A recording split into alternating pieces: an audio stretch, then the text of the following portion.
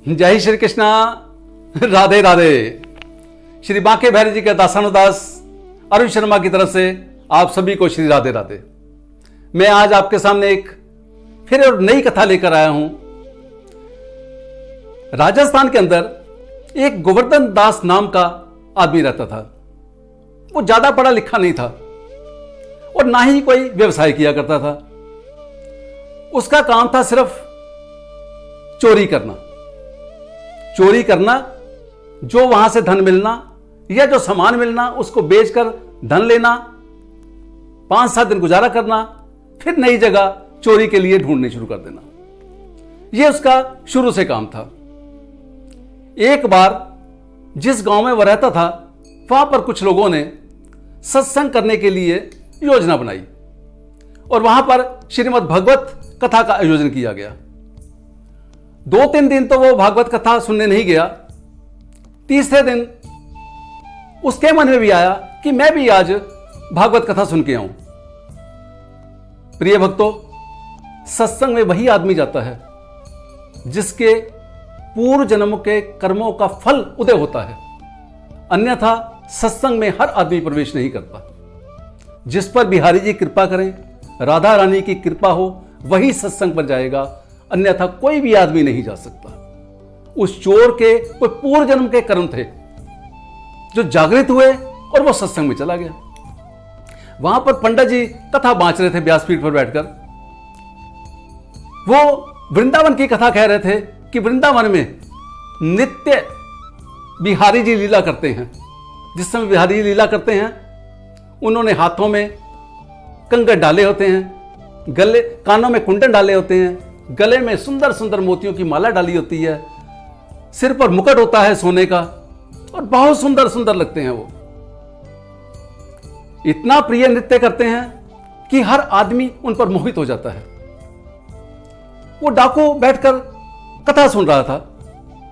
कथा सुनते सुनते उसका ध्यान दूसरी तरफ चला गया, लेकिन उसने सोचा कि अभी मैं पंडित जी से बात नहीं करता, जिस समय कथा समाप्त होगी मैं उस समय जाऊंगा। कथा समाप्त हुई। गोवर्धन दास पंडित जी के पास गया। पंडित जी से बोला कि अभी आपने एक जिक्र किया है कि वृंदावन धाम में एक 8 या 10 साल का बालक है जो सुंदर सुंदर वस्त्र आभूषण डाल के चलता है। उसको माखन और मिश्री का शौक है और वो गैया चराता है। क्या यह सच है या आप झूठ बोल रहे हो? पंडित जी ने बोला, जो मैं व्यासपीठ पर बैठकर बोल रहा हूं वो सच बोल रहा हूं। गोवर्धन दास ने घर जाके सोचा कि मैंने काफी समय से चोरी कर रहा हूं, लेकिन आज तक मेरे पास धन एकत्र नहीं हुआ। क्यों ना ये 8-10 साल के बच्चे से, जो कि कहा जाता है कि सोने के आभूषण डाल रखे हैं, इसी बच्चे से मैं लूट लूं और लूट कर मैं सारी जिंदगी ऐश करूंगा। ये मन में सोचकर वो राजस्थान से श्री वृंदावन धाम आ जाता है। वृंदावन धाम आके वो पूछता है कि भाई यहां पर एक कृष्ण नाम का व्यक्ति है, बहुत सुंदर सुंदर वस्त्र डालता है, हाथों में कंगन, जो भी पंडित जी ने बताया था वो सारा कुछ बताया कि वो कहां मिलेगा। जो ब्रजवासी थे वो समझ गए कि आदमी बहुत भोला है। उन्होंने बोला कि कुछ और निशानी। उन्होंने बोला कि माखन और मिश्री उसको बहुत पसंद है और वो गैया चलाता है। ब्रजवासियों ने बोला कि अगर भैया तुझे उस लाला के दर्शन करने हैं तो गिरिराज जी की तलहटी में चला जा, वहां तुझे मिलेंगे। गोवर्धन दास गिरिराज जी की तलहटी में आ जाता है। वहां पर वो हाथ में माखन और एक हाथ में मिश्री ले लेता है और तलाश करने लग जाता है। कहते हैं कि आप प्रभु की तरफ एक कदम बढ़ाओगे तो परमात्मा आपकी तरफ 10 कदम बढ़ाएगा। वही उसके साथ हुआ। जैसे ही वो प्रभु को ढूंढने के लिए निकला, उसी समय प्रभु ने सोचा कि मेरा भगत मुझे पुकार रहा है। प्रभु भी नंगे पांव सज धज के सामने आ गए। गोवर्धन दास ने देखा कि जो पंडित जी ने लक्षण बताए थे कि सिर पर सोने का मुकुट होगा, हाथों में कंगन होंगे, सुंदर सुंदर माला होगी, तो ये हो ना हो ये वही बालक है। गोवर्धन दास पास गया। उसने बोला, बालक तुम मुझे बहुत अच्छे लग रहे हो, क्या ये माखन खाओगे, मिश्री खाओगे? प्रभु ने कहा, क्यों नहीं, अगर भगत मुझे खिलाए तो मैं नहीं खाऊंगा क्या? गोवर्धन दास कुछ नहीं समझा। गोवर्धन दास ने अपने हाथों से बिहारी जी को माखन खिलाया, मिश्री खिलाई और उसके बाद बड़े प्यार से बातें करके कहते हैं कि मुझे तेरे कुंडल बहुत अच्छे लग रहे हैं। प्रभु ने अपने कुंडल उतार के गोवर्धन दास को दे दिए। फिर बातें करने लगे। फिर कहता है गोवर्धन दास, मुझे तेरा सोने का मुकुट बड़ा अच्छा लग रहा है। सोने का मुकुट भी प्रभु ने दे दिया।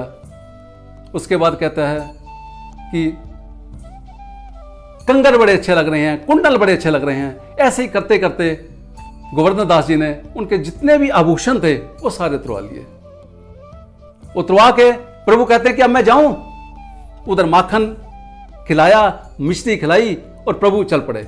जैसे ही चलने लगे, गोवर्धन दास कहता है कि बालक 1 मिनट रुको। प्रभु कहते हैं कि क्या हुआ? कहते हैं कि बालक, तू मुझे बहुत सुंदर लग रहा है, बहुत प्यारा लग रहा है, बिना कुंडलों के तू अच्छा नहीं लगता, ये तो अपने कुंडल वापस ले जा। वो प्रभु को कुंडल वापस कर देता है। फिर प्रभु कहते हैं मैं जाऊं। गोवर्धन दास कहता है जाओ। लेकिन फिर प्रभु थोड़ी दूर जाते हैं, फिर आवाज लगाता है कि बालक 1 मिनट रुक जा, तो बिना मुकुट के अच्छा नहीं लगता। फिर प्रभु वापस आते हैं तो मुकुट वापस कर देता है।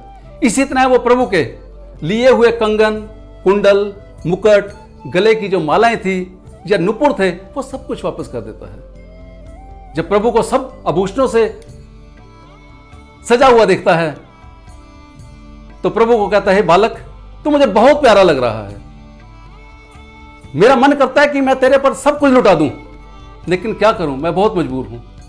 मेरे पास इस समय कुछ नहीं है तेरे को देने के लिए। सिर्फ अगर दे सकता हूं तो मैं सिर्फ तुझे अपने प्राण दे सकता हूं।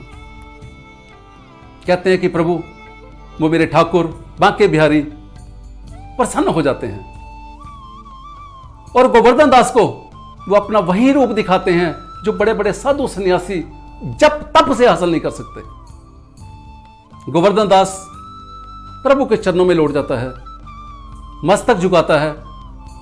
प्रभु अपना सर्वस्व उसको दे देते हैं और ये कहते कहते जो गोवर्धन दास आंखों में आंसू भर के वहीं का वहीं शीश रख के अपने प्राण त्याग देता है।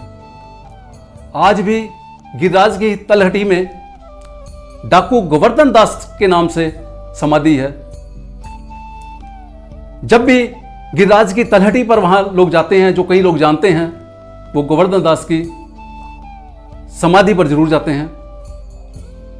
भक्तों, गोवर्धन दास सिर्फ एक दिन कुछ समय के लिए वो सत्संग में गया था और उसको उसका इतना फल मिला जिसका वर्णन कोई भी नहीं कर सकता।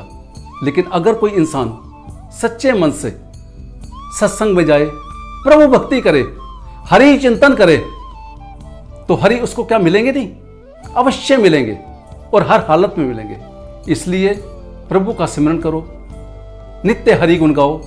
प्रभु ने जीवा दी है, इस पर सिर्फ राम राम होना चाहिए। जय श्री कृष्णा, जय श्री राधे।